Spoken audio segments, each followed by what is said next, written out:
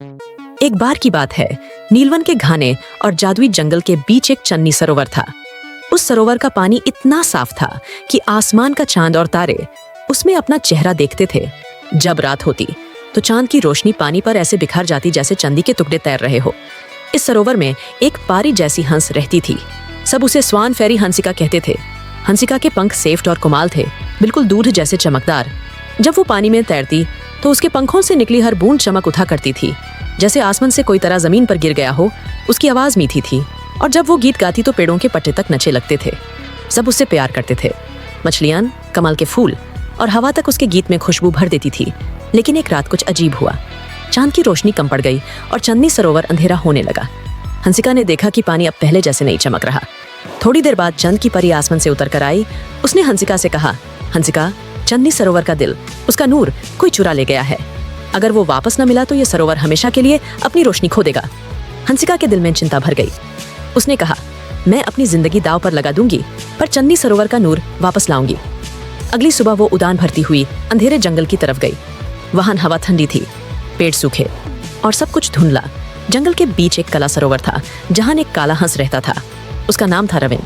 रविन पहले एक सेफ्ट हंस था, पर जलन और गुस्से ने उसके पंख कला कर दिया था।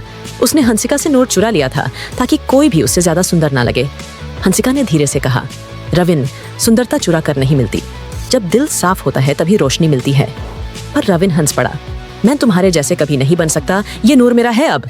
उसने नूर को एक काले पत्थर के अंदर बैंड कर दिया। हंसिका ने अपने पंखों से एक चंदी का आंसू गिराया। जैसे ही वो आंसू पत्थर पर गिरा, पत्थर पिघलने लगा, नूर बाहर आया और उसकी रोशनी इतनी तेज थी कि पूरा जंगल चमक उठा। रविन के दिल में पहली बार दाढ़ और प्यार दोनों महसूस हुए। उसने हंसिका की तरफ देखा और बोला, मैं गलत था हंसिका, मैं भी रोशनी का हिस्सा बनना चाहता हूँ। हंसिका मुस्कुराई। हर दिल में रोशनी छुपी होती है, बस उसे जगाना पड़ता है। रविन के पंख धीरे धीरे सेफ्ट होने लगे और वो वापस एक कोमल हंस बन गया।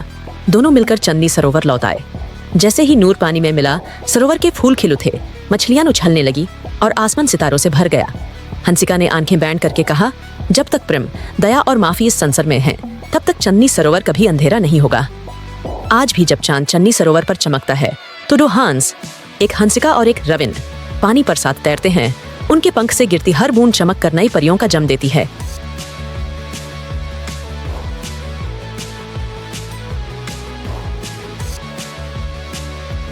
निधिवन की दो परियां। निधिवन, जहां पेड़ों की शाखाएं रात में गुनगुनाती हैं, झरने चांदनी में चमकते हैं और हर हवा में जादू बहता है। उसी निधिवन में रहती थीं दो परियां, सायरा और तारा। सायरा बहुत शांत, दयालु और गंभीर थी। वह हर सुबह फूलों को संवारती, झरनों का पानी साफ करती और छोटे छोटे जानवरों की देखभाल करती थी। तारा बिल्कुल उलट, चंचल, शरारती और हमेशा मस्ती में डूबी रहती थी। वह पत्तों से झूले बनाती, तितलियों के पीछे दौड़ती और कभी कभी पक्षियों पर फूलों की बारिश करती थी।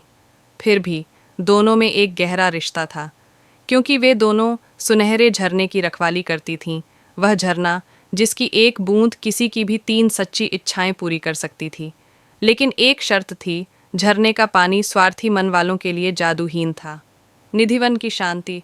हर शाम दोनों परियां झरने के पास बैठतीं और सूरज की अंतिम किरणों से सोने की चमक में नहाए पानी को निहारतीं। सायरा कहती, देखो तारा, अगर ये पानी गलत हाथों में चला गया तो पूरा निधिवन सूख जाएगा। तारा हंसकर जवाब देती, अरे दीदी, चिंता मत करो, मैं हूं ना, जो भी आएगा मैं पहले उसकी नाक पर जादू की चमक छिड़क दूंगी। सायरा मुस्कुरा देती।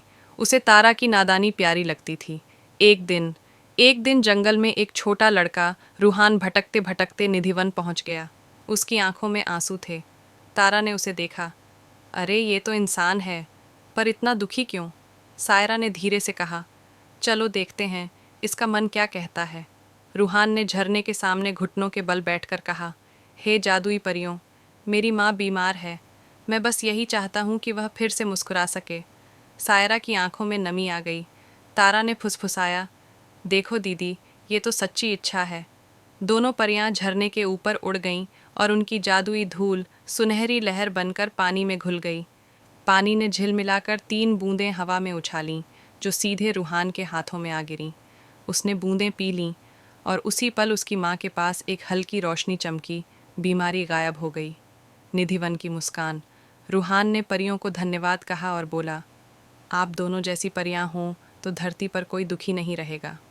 सायरा मुस्कुरा दी, हम हर इच्छा पूरी नहीं कर सकते रूहान, लेकिन सच्चे दिल की इच्छा कभी अधूरी नहीं रहती। तारा ने खिलखिलाकर कहा, अब जाओ, अपनी माँ को कहो कि निधिवन की परियां भी मुस्कुराईं। रूहान चला गया, पर निधिवन में उसके आने के बाद एक नई चमक फैल गई। झरने का पानी और सुनहरा हो गया और जंगल पहले से ज़्यादा जीवंत दिखने लगा। कहानी का सार सायरा और तारा अब भी निधिवन की रक्षा करती है। कभी तुम भी वहाँ जाओ, अगर तुम्हारा दिल सच्चा हो तो शायद तुम्हें भी सुनहरे झरने की एक बूंद मिल जाए। जादुई कहानी है गुफा में कैद राजकुमारी। बहुत समय पहले पहाड़ों के पार एक राज्य था, चंद्रलोक नगर। वहां की राजकुमारी का नाम था राजकुमारी आर्या। वह सुंदर, दयालु और बहुत बहादुर थी। लेकिन एक दिन एक दुष्ट जादूगर काली शक्तिनाथ ने राज्य पर हमला कर दिया। उसने अपने जादू से राजकुमारी को पकड़ लिया और उसे एक अंधेरी गुफा में कैद कर दिया, जहां चारों ओर सिर्फ पत्थर, जाले और ठंडी हवा थी। हर रात वह गुफा में चांद की रोशनी की तरफ देखती और सोचती, क्या कोई मुझे यहाँ से बचा पाएगा? उसी राज्य के दूसरे छोर पर एक वीर राजकुमार रहता था, राजकुमार अर्जुन। उसे जब यह बात पता चली तो उसने कसम खाई, मैं अपनी जान देकर भी राजकुमारी को आजाद कराऊंगा।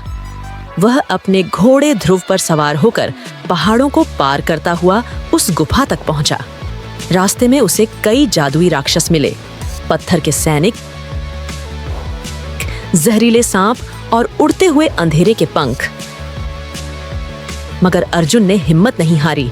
अपने तलवार से वह सबका सामना करता हुआ आगे बढ़ता गया। जब वह गुफा तक पहुंचा तब वहां काली शक्तिनाथ खड़ा हंस रहा था। उसने कहा, अगर राजकुमारी को ले जाना है तो पहले मुझे हराओ। तभी राजकुमार ने अपनी तलवार पर सूरज की किरणों का प्रतिबिंब डाला और वह तलवार चमक उठी। एक ही वार में उसने जादूगर की जादुई छड़ी तोड़ दी। जैसे ही छड़ी टूटी, गुफा की दीवारें कांपने लगीं और वहां से सुनहरी रोशनी फूट पड़ी। राजकुमारी की बेड़ियां टूट गईं। उसने आंखें खोलीं और बोली, आपने मुझे बचा लिया राजकुमार। राजकुमार मुस्कुराया, अब आप आजाद हैं राजकुमारी। दोनों गुफा से बाहर आए।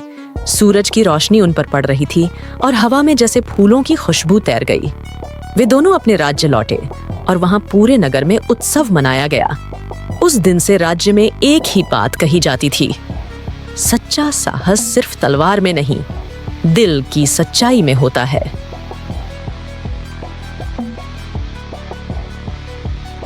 सुनहरी राजकुमारी और बहादुर राजकुमार। एक दूर के जादुई राज्य में एक सुंदर और दयालु राजकुमारी रहती थी, जिसका नाम था राजकुमारी एलारा। उसके लंबे काले बाल, चमकते आंखें और सुनहरी जैसी मुस्कान थी। सब उसे सुनहरी राजकुमारी कहते थे, क्योंकि जब भी वो हंस देती थी, आसमान के बादल भी सुनहरे हो जाते थे। राजा के सब लोग उसे बहुत प्यार करते थे। वो रोज महल के गार्डन में फूलों को पानी देती, चिड़ियों से बातें करती और सबका दुख दूर करती थी। लेकिन महल के दूर एक अंधेरी पहाड़ी पर रहता था जादूगर मोरवियन, जिसे राजकुमारी की रोशनी से जलन होती थी। उसने सोचा, जब तक यह रोशनी जिंदा है, मेरा अंधेरा कभी नहीं बढ़ेगा। एक रात मोरवियन ने जादुई तूफान बुलाया और महल पर अपना जादू छोड़ा। राजकुमारी एलारा उस तूफान के बीच आई और सबको बचाने के लिए खुद पे जादू ले लिया।